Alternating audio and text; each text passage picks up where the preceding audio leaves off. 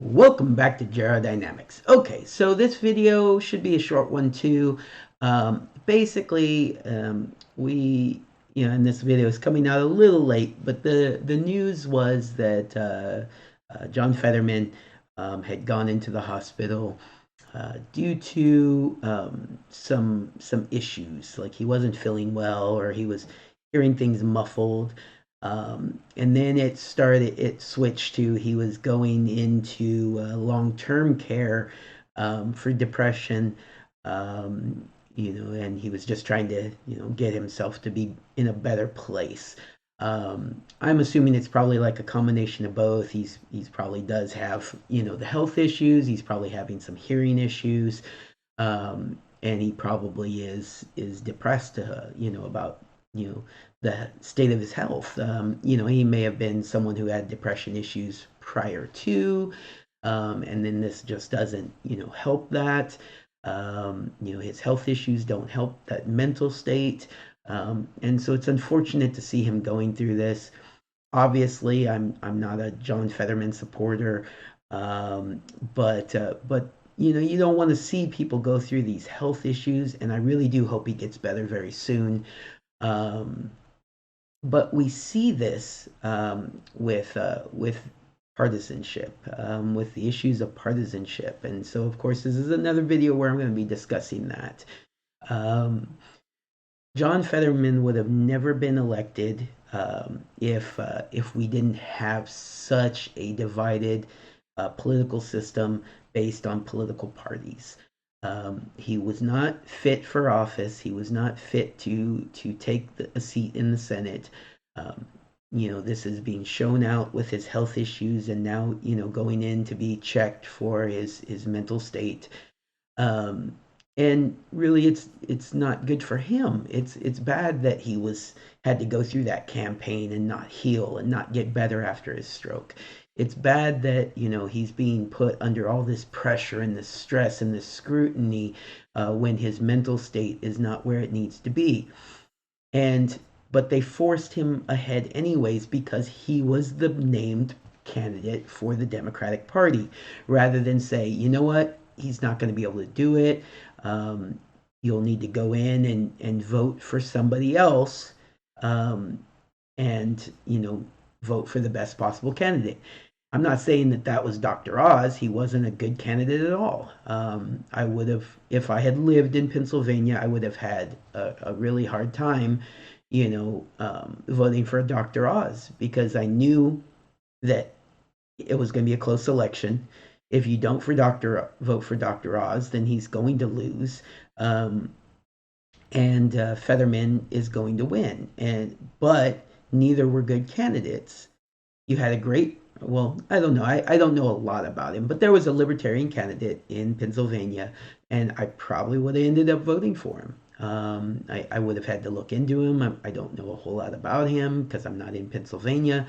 But basically, there were options. I'm sure there was probably a Green Party candidate or someone that, people who are more inclined to, have liberal takes on things that, would vote for the Democratic candidate could find another candidate to vote for. But that's not the way that our system works. And so they forced him to move forward with his campaign. They forced him to, be voted into office, and now he can't serve as senator. Hopefully, he gets better and he can return to his seat. He was elected and should be the senator from Pennsylvania. But if he can't return to his seat, then they're just going to have to go in and replace him.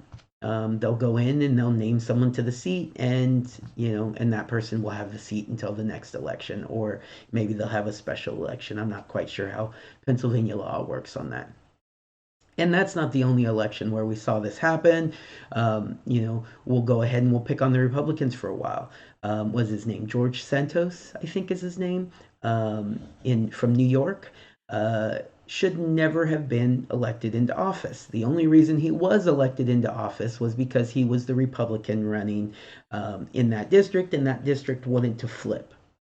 It just the people in that district were tired of the same old politics, and they didn't want the Democratic incumbent. I think it was a Democratic incumbent that he beat. It could have been the Democratic incumbent retiring and the two people vying to replace him. But either way, um, you get a candidate like him who has lied about every single thing, every single aspect of his life, and now he's just under nonstop scrutiny and nonstop, you know, he's just not a good candidate. He's not a good politician. He's not serving the people. He's dealing with all of these accusations, which he admits to, and he's just trying to move forward with, governing. But, you were elected on lies. And so now it's like, do you step down or, does he just continue on until the next election where hopefully he'll be elected out of office? The only reason he won is because of partisanship and people saying, you know what, I don't want the Democrat, have to vote for the Republican then, and so I'm going to vote for this guy who no one vetted and no one, there was nothing, to no one looked into his story to see if he was even telling the truth about any of it. Um, we have President Biden sitting in office. He shouldn't be there. His health is not where it needs to be. His mental state is not where it needs to be. But people didn't want Trump, so they voted for Joe Biden. Joe Biden got elected, and 2 years into his presidency, it's they're going to have to replace him. They're going to have to either, he's either going to get impeached for something, and the Democrats will let it happen, or he'll resign because he's going to be impeached for something and the Democrats are going to let it happen. So he'll resign like Nixon. Or they'll go in and they'll do a health thing and they'll say, hey, he's not mentally capable. We're going to have to, remove him from office. And then Kamala Harris will be president for the next 2 years or however long is left on the term until the next election. Um, that was what I thought was going to happen when he was elected. I thought, you know what, they're going to get him past the midterms. They're going to have Harris fill the seat, and then they'll hope that she can get elected again, and then she could even have two full terms beyond that. So she would be president for 10 years if she could get elected. Um, but she's not popular enough, so I highly doubt that's going to happen. Um, but this is what's happening. We have a two-party system. No one thinks that not no one, but most people don't think that they can vote for a candidate who's not a Republican or a Democrat. And so you get a situation where you have terrible candidates, you have terrible people being elected. We don't have the best of the best serving the country.